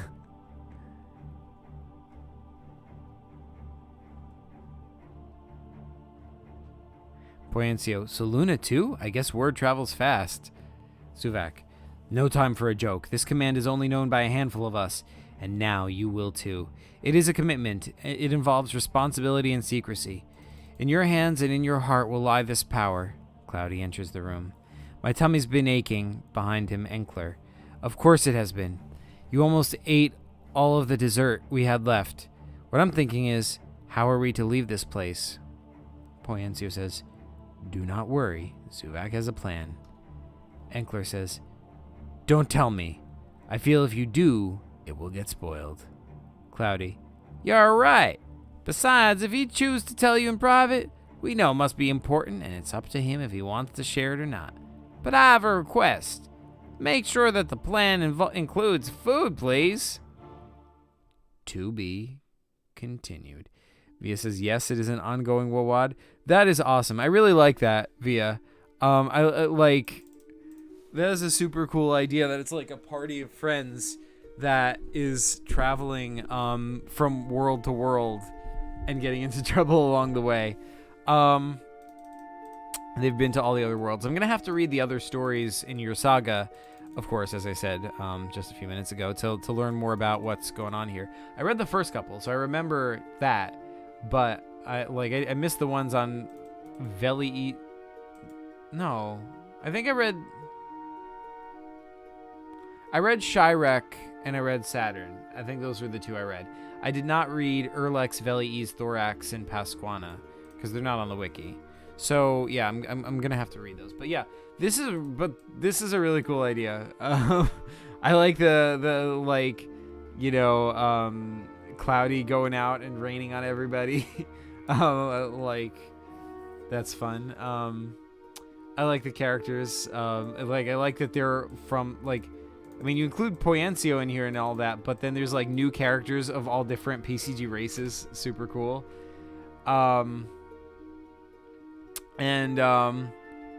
What is Zuvak doing? Like, why is he here? I always like this feeling in stories where like characters meet each other and it's like, oh, hey, what's going on with you? You know? No, you didn't miss anything. I didn't? Oh, okay. Well, either way, we have finished reading this story. Is there any more after this, Via? Have you written more stories? Let's see if they are included here. No. You have not written any story, or if you have, they just aren't on the wiki yet. Those aren't stories. They just jumped through time, as in they went there, nothing happened.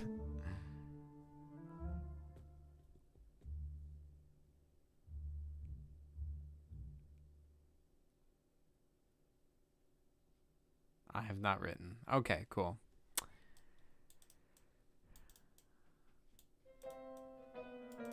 Yeah, man. I gotta... Alright. I gotta keep reading, though. I gotta keep reading. Gotta keep this moving along. Thanks for sticking around for your story, Via. That was really cool, and I enjoyed reading it. But now let us finish Aftermath by Magic Paper Productions.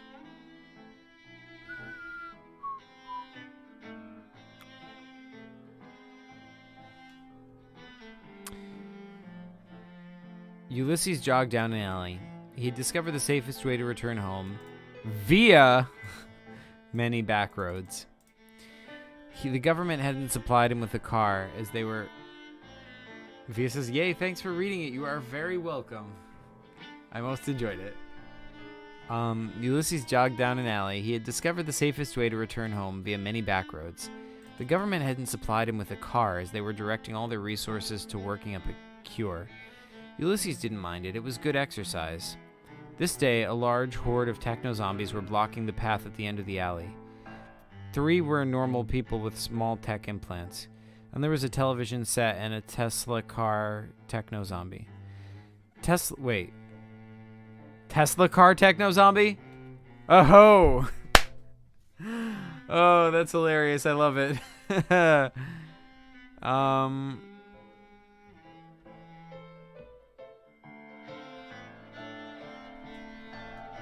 Tesla zombies were very rare to see and very deadly.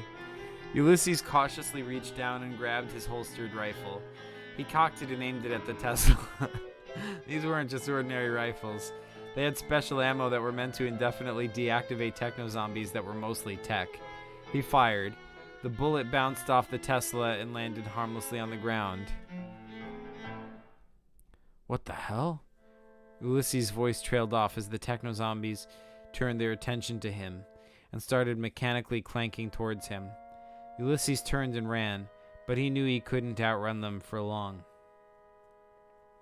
A fire escape ladder was to his right.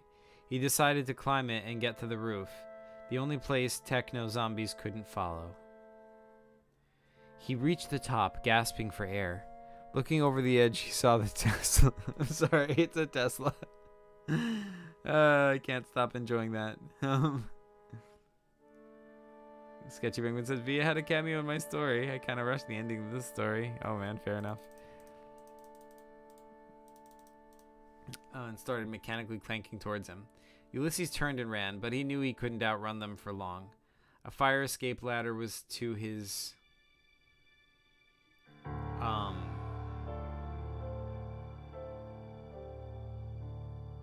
Wait, what? What? Where lost my spot.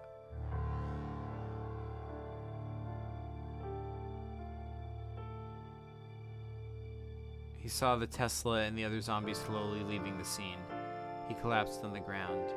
He realized if their guns no longer worked on the techno-zombies, what would they do? The LHC would be overrun. The techno-zombies would have one last feast before their victory. Ulysses pushed that thought out of his mind and headed for his home. The stories continued in Techno-Zombie Survival in the Fittest. Oh man, that is incredibly cool. This really makes me wanna play Techno-Zombie Survival in the Fittest. I like that is super cool. This is a great great prequel story. I can't get over the Tesla the Tesla Techno-Zombie. That is hilarious. But I also just really like the world building. You know, I like the LHC, which is funny because like there's a real science, you know, place called LHC, but it's Large Hadron Collider. But yeah. Sketchy Penguin says, "I'm pretty sure I'm the only one here." Well, yeah, looks like it says there's 2 people here. Maybe Via's here but fell asleep. I don't know. Oh well, either way, thanks for being here, Sketchy Penguin. 1 is better than 0. So yeah. I think we're done with the infected universe Earth.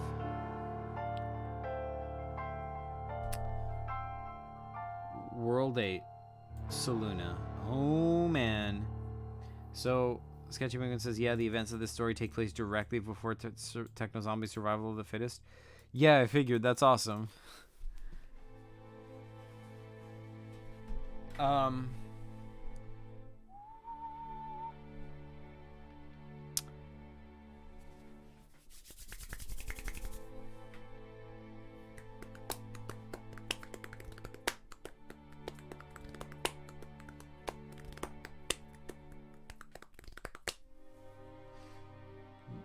Right. Saluna.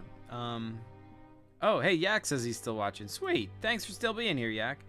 All right, so let's introduce Saluna. For those who don't know, Saluna is a world created by Pierre. It's got a pretty map. It's got, lots of different continents. It is sort of like a weird parallel to Earth because, like, this kind of looks like North America. This kind of looks like South America. But its culture is nothing like America. It's like, it's both medieval and futuristic. It's got, like, I don't know. It's a whole thing. And it's got a bunch of different races, like the Rith, the Merfair, So basically, it's a interesting fantasy universe with a lot of world building detail to it. But yeah, let's now that we have introduced that world, let us explore the stories. Let's see, we've got Pride Poem by Salman the Fish BCG. Pride Poem. Sketchy Penguin says, oh sweet, hey Ak. Yes. Okay. Pride Poem. Upon the Umbrian my eyes were attached, for a clown on a stick is what his appearance matched. Years in the past I've gone and traveled, unknowingly solving this mystery as it unraveled. What is your name? I think I know you. My name not matters. What matters is you. I'm a traveler for many years in the future. And I am Zuve. Oops! I am Pride. I knew it as soon as I laid my eyes on you. They proceeded to dap each other up. Yeah! That's the Chris face. Oh my god. What is that? What does that mean, actually? Okay, so this is time to dap up. Dap me up, Urban Dictionary. A hand motion used to greet someone similar to a handshake or a fist bump. The people dapping up will bring their opposite hands together, sliding them against each other, locking their fingers for a brief moment before retracting their hands. Oh, okay. White/suburban people will usually mistake this phrase for dab me up. Okay. Oh, bro, what are you doing? Dap me up. We haven't seen each other in 2 years and you aren't even gonna dap me up? All right. Sketchy Raymond says this poem is brilliant. Seriously. But yeah, that was awesome.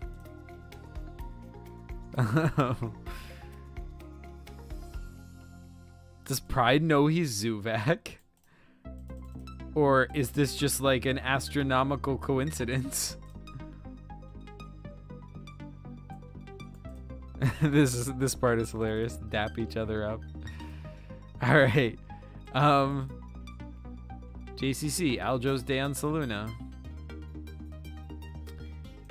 Dear Diary, Aljo here. Dear Diary, Aljo here. I just had an awesome day. Today on the planet Saluna, first I visited the Chain Islands. Oh, we gotta look. See, it's the Chain Islands. First, I visited the Chain Islands where I saw wizards' technology growth in the future. It honestly felt like a parallel universe of the Earth. And also, I saw someone else. They were very sweet and adorable little creatures. Some of the elves I saw were 2 feet below my height, which means I'm 3 foot. Anyhow, enough of that talk. Later, I sailed the Duskshade Ocean, and I saw an orange, yellow, red, and violet sunset. Then after that, I hopped in my ship and called it a day. Sounds awesome. Sounds like a nice vacation for Aljo. And Aljo is just hitting up all the worlds. It's just like such an awesome like, I love that so many different people are continuing with the same characters through multiple different planets. It's like, it's nice for some to have like a through line. Sketchy Penguin says Aljo's just seeing the universe. Yeah, true that. Okay, and we are up to world number 9, Luna, Earth's moon. I don't know if I gotta get you guys familiar with this one, but we're gonna do it anyway. Luna, also known as the moon, is a small planetary body orbiting the planet Earth. In an unspecified era, it was home to the Moon Base, a small human colony, according to my PCG director, Gerald Saves the Moon. The fat guy ultimately ate the moon, becoming larger than the Earth in the process. However, its added gravity caused him to fall in towards the sun, according to the Perfect One comic series. Sketchy Penguin says, I want to make my own dream diary for Magnusford, but I don't want to ruin the character. Yo, Sketchy Penguin, I did it, so I figure, if I can do it, you can do it too. I mean, I didn't, ask Salman for permission or anything, and Salman seemed pretty happy with it. I mean, this is the PCG community, yo. This is what we do. So, I say you should do it. Sketchy Penguin says Salman made him such a unique and hilarious character. Yeah, that is true. But, that doesn't mean that other people can't, add to him and, reveal new things about him, add their own take to him. Sketchy Penguin says, when does the Perfect One comic series take place in the PCG universe? I mean, it's I guess you could say in the near future. It's not super clear.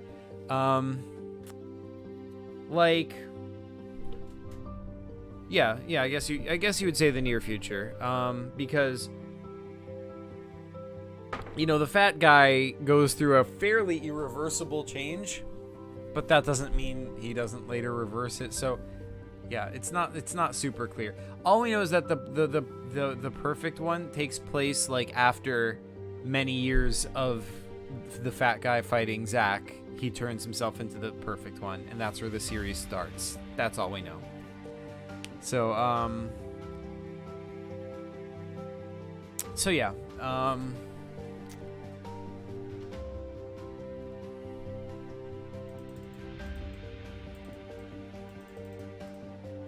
Now that we have familiarized ourselves with the moon, let us go read some stories about it.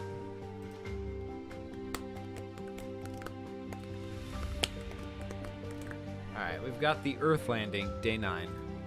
Yes. Whoa. The moon creatures were a civilization. The moon creatures were a civilization in their golden age. They had just implemented cable television into society. Whoa. I did not realize there were such advanced creatures living on the moon. They had just implemented cable television into society and all was going well. Swell. All was going swell. There was a big news one day, a shocker for all moonkind. The moon creature's best astronaut, Meal Legstrong, oh god, was going to the Earth. For all time, moonkind had looked at the Earth's beauty, wondering what was on it. They joked that maybe there's aliens living on the Earth, but of course that couldn't be true. Anyways, the news spread like crazy, and many people anticipated the grand Earth landing, eager to see what mysteries lied on the surface. And of course, the news went out, the Earth landing was successful. Everyone turned on their televisions and watched the Space Channel, where the live footage of the Earth landing was being shown. The moon creatures gasped in awe as they saw Meal Legstrong take a small step. He was fully affected by gravity, which they learned was greater than the moon's in school. They watched as the camera panned to oversee the vast land, empty and full of green. The moon creatures knew there would be nothing on Earth, especially no aliens, but part of them wanted it to be true. Everyone agreed that this would be a milestone for moonkind. In the recording studio right after the live footage ended. And cut. Really well done job by Meal Legstrong. Oh my god. Thanks, director. Now, could one of you take these harnesses off of me? It was a pretty cool experiencing gravity, even if it wasn't the real deal. Neil Armstrong walked past the cameras and off the set. Workers walked every which way, cleaning up the false scenery and putting down the green screen. Great job, crew. From what I see on the news, everyone loved it. I wonder what the real Earth is like, though, the director said. Yes. Oh my god, that is hilarious. I love it. Brilliant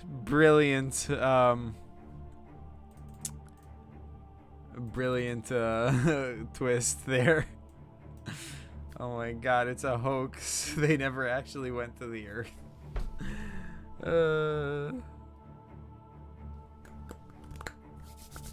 Sketchy Penguin says, I'm gonna add this comic series to the timeline. Oh yes, sweet, awesome, yes. Sketchy Penguin says, read Salmon's first and then mine will make sense. Oh, okay. Sketchy Penguin says, this story is honestly so good. Awesome. Okay. A tribute to Fuzz Cauldron. Oh my god. Is this continuing the same, like, the same story?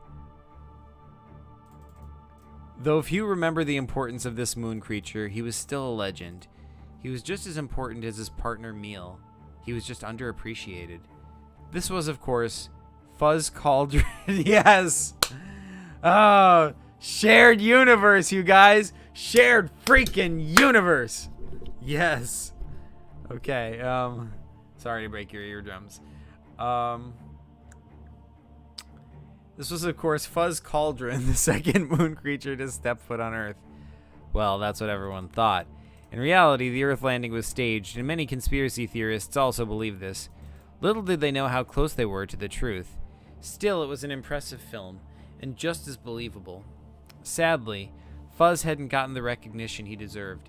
He was still famous, and a pretty forgettable movie star, but few moon creatures even thought about him when watching the film. All eyes were on Meal Legstrong, the real hero. It wasn't all that bad, though. Being underrated and forgettable, Fuzz was always noticed by fans from all over Luna. As a matter of fact, he could go about his daily life at any point without attracting a crowd filled with pens and paper asking for autographs or chunks of rock straight from Earth. Boy, would they be disappointed if they ever found out the truth. At this very moment, the government was trying to snuff out suspicion. They realized that someone might discover the absurdity of President Mixon calling the astronauts all the way from Luna to Earth. It was impossible to make a telephone call that far. People just believed just about anything the government said. Still, it was completely under wraps, and even Fuzz wasn't aware that what they were filming was going to be an attempt to prove the might of their country until after the filming process was complete. Oh man. I love this.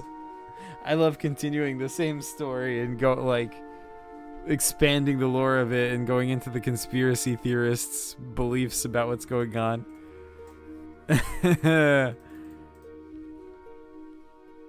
I wonder, oh man. My eardrum, Zach, I apologize. But it had to be done. It had to be done. It was a necessary sacrifice. Okay. We've only got 4 more stories. All right, we're gonna finish this tonight. Let's go to Salmon the Fish PCG. How it all started, day 10, the Owlverse. All right, first we have to introduce the Owlverse. We didn't do that. So the Owlverse is an alternate universe, which is inhabited by owls like this guy, Owliver. Alright, so there's sacred gems in it, and there's owl versions of all sorts of people. There's lots of owls, like sentient owls, like thinking owls. That's the Owlverse. So let's investigate. How it all started, day 10, Owlverse. Let us read. How it all started by Salmon the Fish PCG. Yo, Bob. Yeah, Joe? The universe is literally gonna explode if we don't do something about those gems, Bob. I know, Joe.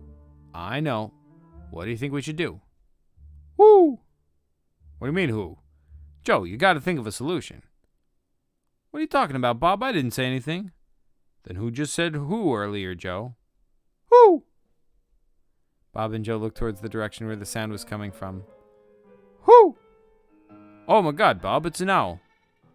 Oh my god, Joe, it's our solution. Oh my gosh.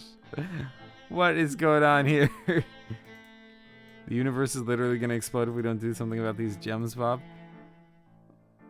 I think... Like, okay, wait. What's the idea of that? This universe was generated by an unstoppable force. When the 5 sacred gems are set together, the power was too much for a human to stop it, so the mankind, for the sake of their lives, threw an owl in the middle of the sacred gems. Then suddenly the owl and the gems disappeared. Oh my god, it's Salman's version of that story. That's awesome. Sketchy Penguin says, read the origin of the Owlverse to understand the story. I think I got it. So, generated by an unstoppable force when the 5 sacred gems are set together. Oh man, that is hilarious. I love it. That Salman, would, show how this actually happened. Okay. And that's why it's called How It All Started. What a perfect title. This is a great story. And Salman is like crushing this. He was great at Takad and now he's great at WAWAD as well. But yeah, let's go for Magic Paper Productions. Run the world. Also, and MPB, I have to say, you also crushing it. You are doing awesome with this stuff as well. Run the world. Owls. Whoo! Who? Who? What? Then Owlivia remember. Oh my god, Owlivia. Then Owlivia remembered. Grandpa Howlard was barely able to speak, so he mostly just spoke in generic owl tongue, in which Owlivia was not fluent. She knew a few expressions here and there, but not enough. I like the world building here. Like this makes a lot of sense for the Owlverse, and I like it a lot.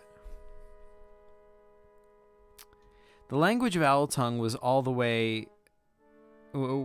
the way you hooted. The old-timers spoke it mostly, and they were experts in the field. It was annoying for Owlivia, who was only 12 and was not aware of the nature of Owl Tongue. Oh, that's cool. Oh, I really like this. This just got even better. Because, like, the way you spoke it, there are actually whistled languages that some people speak, or like they whistle. And yeah, it is possible for something like that to exist. Like, just the linguistic side of me just thinks that is super cool. Anyway, but yeah, but on top of that, on top of like the coolness of the concept, it's just really good world building for this story.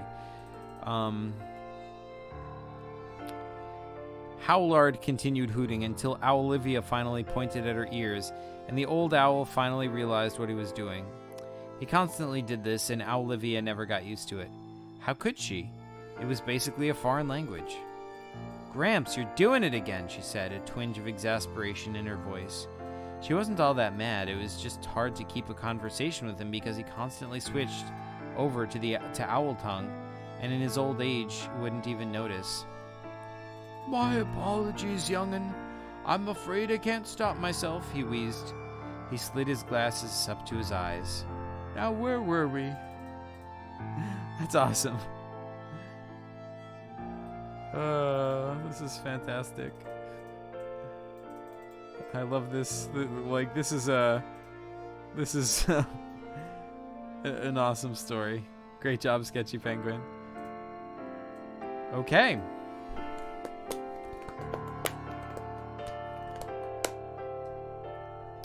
So now we've come to the Ginkis's Gift world. Ginkis's Gift Earth, I guess. So Ginkis's Gift. There's no wiki article for the world. Wait, is there? There is. This just doesn't link to it. But regardless, this will work. it's an alternate universe where everything is like medieval fantasy. You know, there's like, you know, we only saw it in that one PCG in Ginkis's Gift by Chris. It's a fantasy universe. There's like, you know, there's taverns and, you know, stuff like that. With like, you know, guys hanging out all over the place. The farmers settled down there at the end of Ginkis's Gift. We meet him again at the end in a current PCG anniversary special too. There's a great pyramid you had to explore and all that kind of stuff. And yeah. I mean, you got the fat guy there. Yeah, it's good times. It is good times. Sketchy Penguin says my Owlverse story was so random. I don't know what I was doing. No, but it's cool though. It's like a chill, just like, you know, day in the life kind of story, but it like builds out the world. That's awesome. Like, that's exactly the kind of thing, you know, I was hoping would happen when, you know, I came up with the idea of WAWAD, because it's like, you know, it gives you an opportunity to flesh out parts of these worlds that you would never be able to in a PCG. Like, where in a PCG would you get the opportunity to develop the concept of owl tongue? Sketchy Penguin says, yeah, I do enjoy world building. Yeah, exactly. And you did it, like, that story, like, had great world building. And, you know, that's all it has to be. I mean, like, this isn't, like, these are short stories. Not each one has to have an epic plot or whatever. They can just, like, you know, some can focus more on the world building. Some can focus more on the comedy. Some, you know, it's all, like, you can go any direction with this, and that's the cool thing about it. And I quite enjoyed that story, personally, at least. So, let's read The Crow by Salmon the Fish PCG. The Crow, Day 11, Ginkis's Gift. The farmer is a man who farms. He farms a lot and does other stuff, I think. One day he was farming and a crow landed on his crops. The farmer shooed away the crow, swishing his hands through the air, causing the crow to fly away. Soon after, the farmer continued farming. 10 years later. The farmer is a farmer who shoos away a crow. He shoos a lot and does other stuff like farming, I think. One day he was shooing away the crow, as he has been doing every day for the past 10 years, and he suddenly vaporized out of reality and back into it. He had been transported to an alternate reality in the future, where he still had his farm, but no crow. After a while, he decided to settle in, but he would often stop farming and look up in search of the crow, but it never came. 1 month before. The crow is a crow who bothers a farmer and lands on his crops a lot and does other stuff, I think. One day he was flying over to the farmer's crops to land on them. When he got there, the farmer shooed him away before vaporizing out of reality. The crow was confused, but flew away. The next day the crow came back, but the farmer was not there. The crow came back every day, but it was to no avail. The farmer was gone. After a while, the crow continued on with his life, but it often flew over to the farmer's crops, landing on them in hopes of being shooed away. Aw, that's so sad. That is so sad. Poor crow. Aw.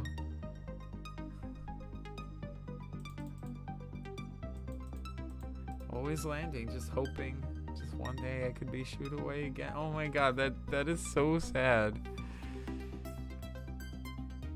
Sketchy Penguin says I'm gonna take an attempt at a comedic story. Ooh, that's awesome. Alright, so we have world number 12, Yasolaga, which has no stories in it. And we have world number 13, PSOJ 318.5-22, which also has no stories in it. So I'm gonna have to write and catch up on all these worlds I missed. Like, which, the last one I wrote was World 4, Veli Ease. And we are already up to world, like tomorrow it'll be 14. So, yeah, I gotta catch up. But we have one more. JC Tunes, WAWAD Logs. Oh, it's like a collection of them? Wow. Okay. Should I read this? We read Erlex. Alright, maybe we should read them all together for now. WAWAD Logs. WAWAD Logs are short stories created by JC Tunes. For WAWAD, they are short horror kind of stories. Here, you can read them. Log number 1. Erlex. We've managed to find a safe habitable moon just near Mars. Oh, you probably don't know my name. I'm Zach. Anyway, me and a couple survivors found this while we were on our ship and crashed. Wait, it's music. We're hoping to hide from all this madness people are dying and getting corrupted from. Luckily this planet has a cloaking device so we can hide at least for a little bit. Yeah, because Erlex has a cloaking device. Zach and his survivor group look around for any clues to find where they are one of them. Oh, where they are. One of them is named the Fat Guy. Yes, the Fat Guy. Finds an old newspaper that says, Erlex falling to ruins. Guys, I found a newspaper. I think this place is called Erlex, said the Fat Guy. Anyway, Zach and I will Zach out. I'll be sure to record any new recordings and any new findings. Bye. Beep. A giant black evil looking spaceship can be seen heading near Mars. Now you can read the second one. Hey everyone, we were found on Erlex, so we had to evacuate, but luckily we found this planet called Velies. There are these mole people and snow people, and we're currently hiding underground so they can't find us, said Zach. We lost one of our survivors. Fat Guy. Zach's voice starts breaking. He was corrupted. Guys, said Boulder. What? Asked Dari. I think they found us. To be continued. Beep. Boss, we found them. Good. Mask is coming. I feel like this music is reducing the creepiness. Mask is coming. Hey, it's Zach. We crash landed on this Earth-like planet. It is habitable. Our defenses are down, and we lost some supplies. Something begins falling from the sky. It looks like a giant moon with a face. Oh my gosh, corrupted Gronfrenel is coming down, said Boulder. We're gonna die, someone yelled. We're not gonna die. Not on my watch, said Zach. To be continued. Oh man, this is so cool. I love this. It's like kind of like a creepypasta, a PCG creepypasta. Man, wouldn't it be cool one day if someone like writes a PCG creepypasta like and like legit puts it on like the creepypasta website? Can you do that? Can anyone just put a story on the creepypasta website? If you can, I think that would be hilarious. But yeah, I think that's it. I think I finished reading WAWAD. That's pretty sweet. Maybe I'll wiki a bit before I get off.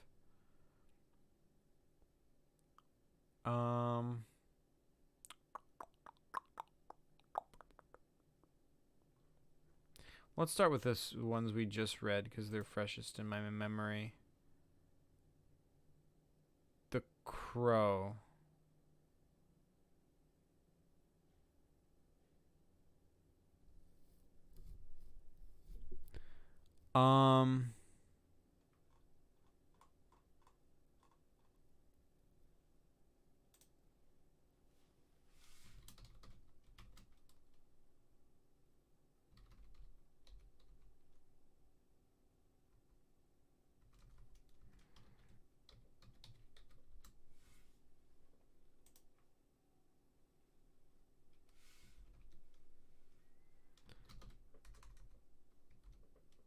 The Crow. Yeah, he is called the Crow. The Crow was a crow living. Wonder if I have any viewers left. Just one. Maybe I'm alone. It's all creepy. Okay, anyway. The crow was a crow living on...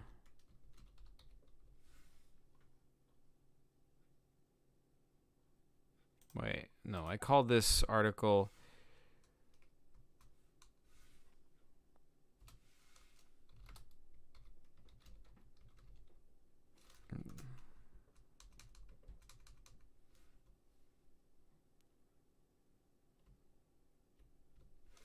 in the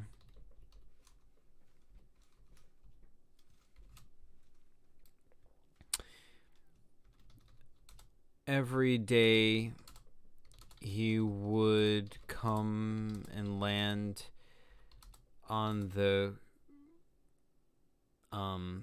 crops of the farmer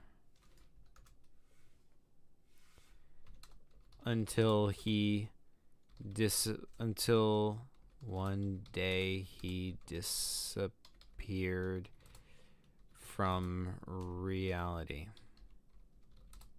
The crow kept landing on his crops every day, hoping the farmer would come back to shoe him once again.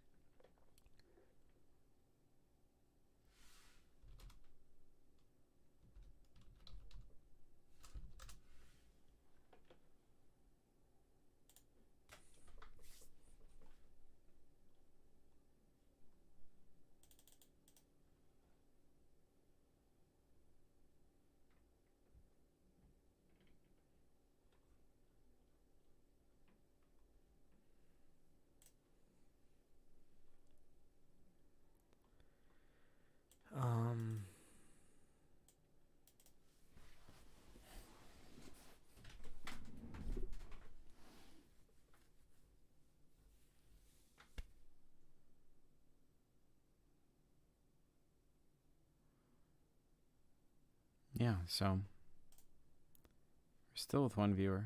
I think it's time to end the stream. If in case anyone is still hanging out, thanks for being here this long. It's been a fun stream. I enjoyed reading WAWAD. I've successfully read all the stories. I'll probably do another stream tomorrow where I will actually write a story on stream. So yeah, thanks for watching, folks, and PCG you later. Oh, Sketchy Penguin says hi and bye. Hi and bye, Sketchy Penguin.